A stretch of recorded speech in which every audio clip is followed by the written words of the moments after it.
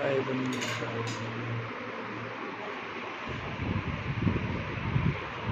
ये साहेब भी आए हैं, रामपाल जी महाराज के कोऑर्डिनेटर हैं ये। हाँ। आप लोगों को पता है कि आप आ गए हो, तो फिर आपने सारा सिस्टम वापस कर दिया? हाँ, वापस कर दिया। अभी मैसेज भी डाला था शाम को भी वापस कर लो, लेकिन मुझे ये पता नहीं क्यों छोड़ा है। मुझे नहीं पता क्यों छोड़ा।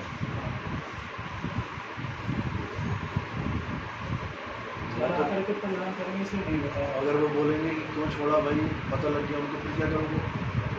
वो तो ज्ञान के लिए छोड़ा है। वो नहीं समझते ना इस बात को, वो इस बात को कहाँ समझते हैं ज्ञान के लिए छोड़ा? तो परमात्मा की मर्जी से मांगे गया था, उनकी मर्जी से गया था मैं। ज्ञान के लिए तो मांग गया था, अब उसमें कमी है। तो अब मैं उनसे पूछे क्यों आऊँगा? मैं तो रात को जिक्र करके 10, 11, 12 बजे तक 2017 में प्रार्थना करता था परमात्मा से, मेरे जीवन में ऐसा एक क्षण आ जाए, मात्र एक क्षण के लिए, कि मेरे गुरु के दर्शन हो जाए मुझे एक क्षण के लिए, और मेरे से बात कर दूँ, तो वो इच्छा मेरी आज पूरी हुई।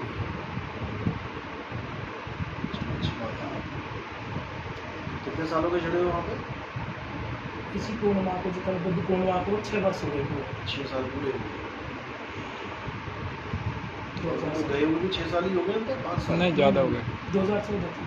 हाँ, 14 हो गए। 2014 यानी उनके जाने के बाद आप जुड़े थे। हाँ। और आपको कोऑर्डिनेटर भी बना दिया उन्होंने। हाँ, SMS पुस्तक सेवा के सेवा में थे ना भाई, सेवा के अनुसार ही वो कहते कौन कितनी सेवा पे लगा हुआ है। कोऑर्डिनेटर कई हैं, मतलब एक जिले में कई कोऑर्डिनेटर हैं। मतलब एक तो सोशल सेवा संभालता है एक ना। तो वो होता है जो नाम दीक्षा सेंटर खोल के बैठा है। हाँ, एक तो मेन कोऑर्डिनेटर वो हो गया। नहीं, वो कोऑर्डिनेटर नहीं होता था, वो खाली नाम दीक्षा केंद्र होता है, वहाँ किसी की भी सेवा लग सकती है। अच्छा, कोऑर्डिनेटर होता है जो सब जगह अपनी व्यवस्था को संभालता है, जिसके अंडर 100, 200, 500 व्यक्ति का। सोशल सेवा वाला कोऑर्डिनेटर अलग होता है, जो सोशल सेवा ही संभालता है। एक होता है जो पुस्तक की संभालता है अपने जिले में। अपने जिले में।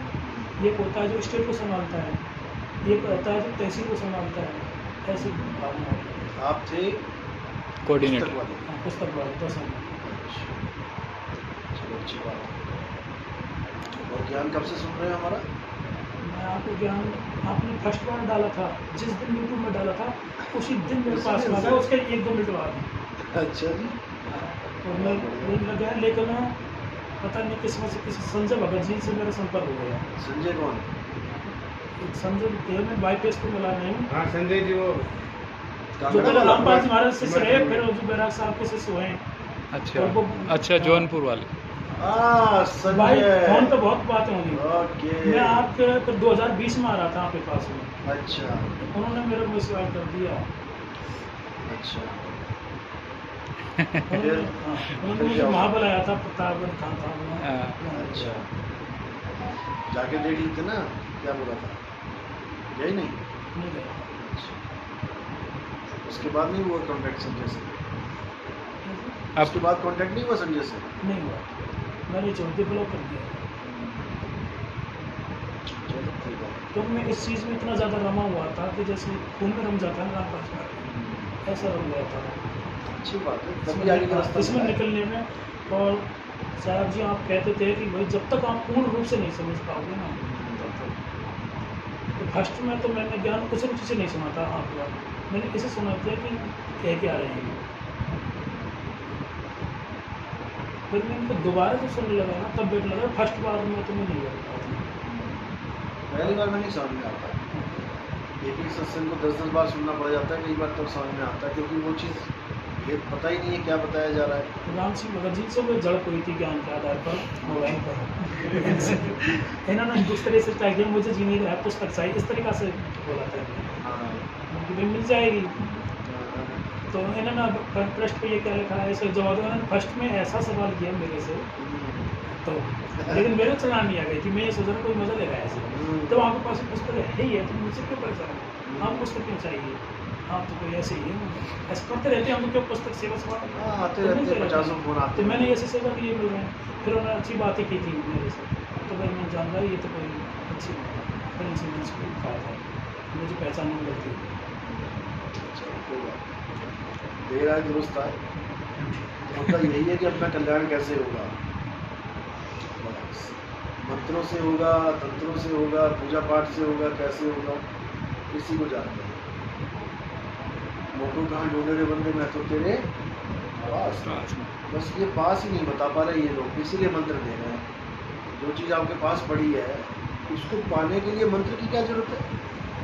अब जब पता नहीं है कि वो पास कहाँ पर है तो बेचारे को कुछ ना कुछ तो देना पड़ेगा। तो मंत्र ही सही, मंत्र तो चलते ही आ रहे हैं युगों युगों से। तो यही खेल है सारा काल भगवान का। लेकिन खैर मालिक ने भी कोई कमी थोड़ी छोड़ी है, उन्होंने भी हर चीज़ समझा रखी है। समझने वाला चाहिए। आदि नाम हम भाग सुनाया, मूर्ख जीव समझ नहीं पाया। वाणी यही बोलते रहे, लेकिन ये नहीं समझ रहे कि खुद ही मूर्ख हैं जो समझ नहीं पा रहे हैं। वो तो भाग के सुना रहे हैं आदि नाम की महिमा कि वो अबोल है, अडोल है, निअक्षर है, निज नाम है। अब और क्या सुनाए वो। तीन गुणों की भक्ति में भूल पड़ा संसार, कहे कबीर निज नाम बिन कैसे लागे पार। बता दिया उन्होंने निज नाम। अब ये निज नाम होता क्या है, निज का मतलब क्या है, क्या होता है निज का मतलब? अपना स्वयं का अपना। और तुम्हें किसके नाम जपवा दिए? दूसरे का। इसीलिए वो कह रहे हैं आदि नाम हम भाग सुनाया, मैंने तो भाग भाग के बता दिया तुम्हें। अब मूर्ख जीव समझ नहीं पाया। मूर्ख जीव समझ रहा है कि ओम कलियम हरियम शरियम जपना पड़ेगा, ओम सोहंग जपना पड़ेगा। निज नाम, तुम्हारा निजी नाम, तुम्हारा क्या नाम है? गाय नानक ये तेरी वडियाई, कोई नाम न जाने मेरा। मेरा नाम बताने वाला कोई नहीं मिल रहा है। दुनिया के नाम बताने वाला तुम शुरू कर दो, तुम गुरु बन जाओ। यहाँ तो दुनिया प्यासी बैठी है, कोई मिले तो सही परमात्मा से मिलाने वाला। अब दुनिया को ये नहीं समझ में आ रहा कि परमात्मा के नाम जपने से परमात्मा नहीं मिलेगा। जिस दिन ये समझ में आ गया, जितनी दुकानें हैं परमात्मा के नाम पे सब खाली हो जाएंगी, एक दुकान नहीं बचेगी, क्योंकि सब परमात्मा का ही नाम दे रहे हैं। निज नाम कोई नहीं दे रहा। निज नाम को जानना है, क्योंकि परमात्मा तुम्हारे अंदर बसा हुआ है। आत्मा में परमात्मा का वास है और आत्मा ही निज नाम है। तुम्हारा निज नाम आत्मा ही है। इसलिए बोला आत्म चीने तो परमात्म चीन है। संत कहावत सोए, पहले अपने आत्मा को जानो, पहले निज नाम को जानो, उसमें स्थिर हो जाओ।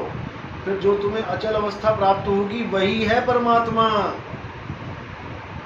अचल है परमात्मा, अडोल है परमात्मा। और जब तक तुम हिलजुल रहे हो तब तक तुम जीव अवस्था में।